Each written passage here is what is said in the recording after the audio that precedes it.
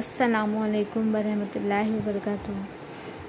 इम्तिहान या और किसी काम में कामयाबी पाने के लिए ये आयत जो मैं बताने जा रही हूँ वो 7 बार पढ़ लें, इंशाल्लाह ज़रूर कामयाबी मिलेगी।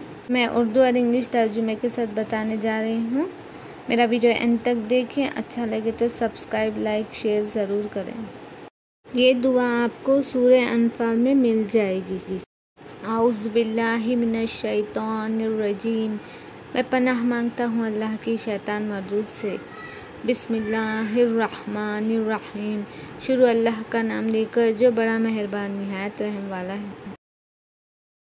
फ़इन्न हस्बकल्लाह हुवल्लज़ी अय्यदका बिनस्रिही व बिलमुमिनीन। तर्जुमा, बेशक अल्लाह आपके लिए काफ़ी है, वही है जिसने आपको ऐसी मदद और अहले ईमान से तक़वियत Bakshi. Allah is all sufficient for you. He it is who has supported you with his help and with the believers. ये दुआ आप दूसरों तक भी पहुंचाइए ताकि उन्हें भी फ़ायदा हो।